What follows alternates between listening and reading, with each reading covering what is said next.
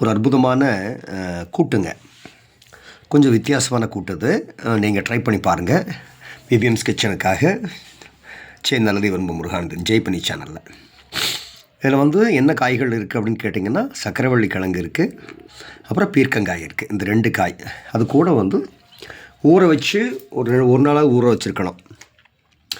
அந்த மக்காச்சோளம் இருக்கு இல்லையா, உடைச்ச மக்காச்சோளம், அது நல்லா ஊற வச்சுருங்க ஒரு நாள் ஃபுல்லாக. ஊறினதுக்கப்புறமேல அதையும் இது கூட சேர்த்து 3ஐயும் வேக விடுங்க ஒரு வடச்சட்டியில் போட்டு. வேகிறப்போ கொஞ்சம் எண்ணெய் ஒரு 2 கரண்டி கொஞ்சம் சேர்த்திக்கிங்க. கொஞ்சம் விளக்கெண்ணெய் 1 கரண்டி சேர்த்திக்கிங்க. நல்லா வேகட்டும். வந்ததுக்கப்புறமேல அது கூட நீங்கள் அது வேகிறப்பே சேர்த்த வேண்டியது மல்லித்தூள், மிளகாத்தூள், ஒரு எலுமிச்சம்பழம் புழிஞ்சு விட்ருங்க. அப்புறம் கொஞ்சோண்டு தயிர் சேர்த்திக்கிங்க லேசாக.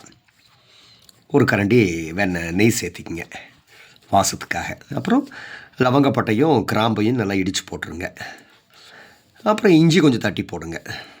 பூண்டு வேண்டியதில்லை, வெங்காயம் வேண்டாம், அதெல்லாம் மாமிகள் அவங்களுக்கெல்லாம் அது ஆகாது. அதனால் பச்சை மிளகா காரத்துக்கு பச்சை மிளகா, மல்லித்தூள், மிளகாத்தூள், மஞ்சத்தூள், பச்சை மிளகா ஒரு 2-3 பச்சை மிளகா, அப்புறம் கருவேப்பிலை தழை, கொத்தமல்லி, புதினா சேர்த்திக்கணும் சேர்த்திக்கிங்க.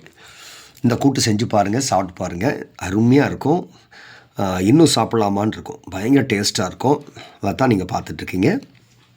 பீர்க்கங்காய் சக்கரவள்ளி கிழங்கு கூட்டு, பீர்க்கங்காய் சக்கரவள்ளி கிழங்கு கூட்டு ரொம்ப பிரமாதமாக இருக்கும். சாப்பிட்டு பாருங்களேன். சாப்பிட்டு உங்கள் கமெண்ட்ஸ் அவசியம் சொல்லுங்கள். நன்றி, வணக்கம்.